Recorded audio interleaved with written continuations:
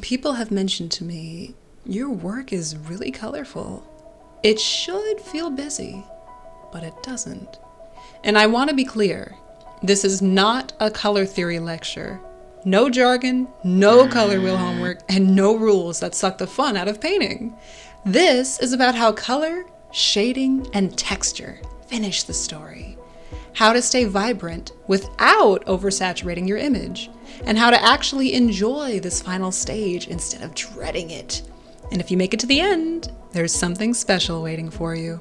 My name's Kiana, your resident anime dork, cat mom of the day, and this is Heart in the Yard, where we discuss the building blocks to a finished painting while I create my latest work, the cage. This will be the final episode in the series, but we're ending it with my accidental specialty. Let's finally have some fun. Rule number 1. Here's the biggest thing I want you to remember. Not all colors are meant to speak at the same volume. This comes from my background in graphic design, but it applies directly to painting. Before I color anything, I ask, what's the main emotional focus? What gets the first read? What supports it without competing?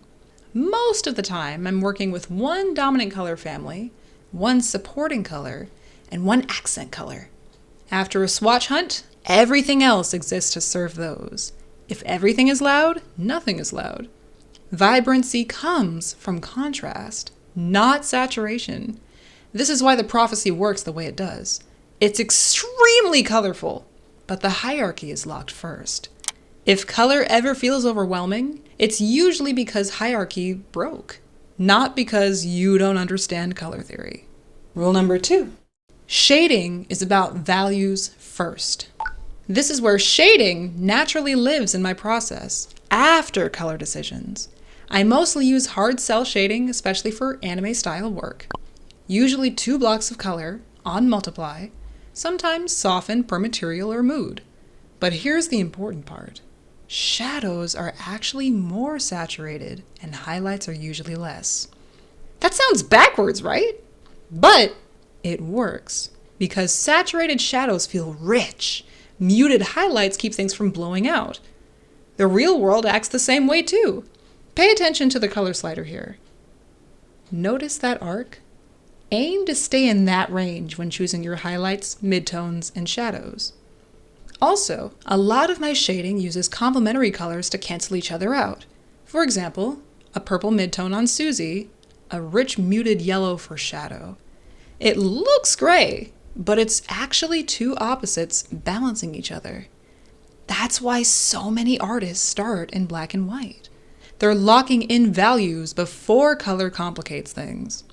Here's a couple quick tricks to check your values. Desaturate your entire canvas with a hue/saturation adjustment layer in Photoshop, or set a 50% gray layer to hue or color mode in any other software. This shows you which colors are screaming and whether they're the ones you want singing first. Rule number 3. This is the final step in the process. Time to loosen up and have fun. Texture isn't detail, baby. It's glue. Shading isn't realism. It's clarity. I use textures on very low opacity, usually noises, shared across the whole piece, and mostly to unify styles and soften digital sharpness. Every picture has a little bit of noise, so it adds a bit more of that realism texture back in. I'll also sometimes use the Select Color tool in Photoshop to mask out highlights, shadows, or a certain color to play with. My go-to websites being Unsplash and Pexels for free stock images.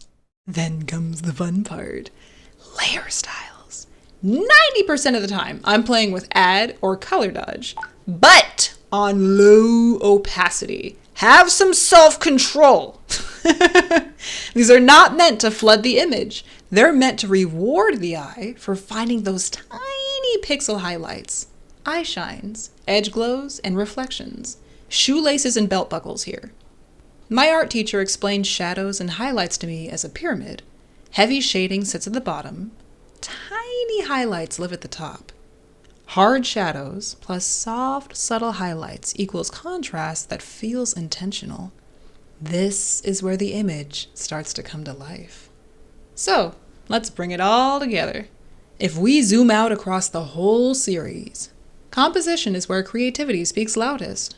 I gave you some graphic design tips to get you started, but your imagination is the ultimate weapon. Dynamic posing gives the idea weight, and I offered you the beginner-friendly tips and tools you need to succeed. With line art, I gave you my brush settings and a Suzy to download for practice. So finally, color, texture, and shading, let everything coexist. This stage shouldn't overpower the drawing. It completes the story. Now, I want to leave you with something, because color sense isn't something you download, it's something you train by exposure. So I'm sharing my Pinterest reference library. It's not as robust as I'd like yet. I had to start a new account at the beginning of this year, but it is full of a year's worth of references I actively use and update every single day. Dynamic gesture poses, human and animal anatomy refs, clothing and drapery, line art styles from artists I deeply admire. And in the ref materials board, you can see exactly what I was looking at while working on different pieces. And honestly, you can probably tell what I'm working on just by scrolling through. Use it to study, use it to build taste, and then take it further than I have and surpass me. That's the goal. Links in the description. And while I'm spending 50 hours finishing the cage, feel free to watch another 50-hour project already done. The Prophecy. The painting I've been primarily referencing and one of the pieces I'm most proud of to date. No talking, just process and great music. Plus my 10-year journey getting here. This isn't the end of tutorials, just the end of this chapter. Turns out, when you make a bunch of tutorials about art, it leaves very little time to actually make art. So I'm gonna take this Christmas break to tackle this behemoth. And now that you have the same tools that I do, you can download this picture right now for my quarterly art contest and finish it alongside with me. More details here if you want to participate and possibly be featured in the final speed paint. Thank you so much for trusting me with your time, and I can't wait to see what you create. Keep playing, keep loving, and keep dreaming. And I'll see you guys next time. Happy holidays, y'all. Peace. Say hi to Pepper, everybody. Get your crusty butt off my nicely clean...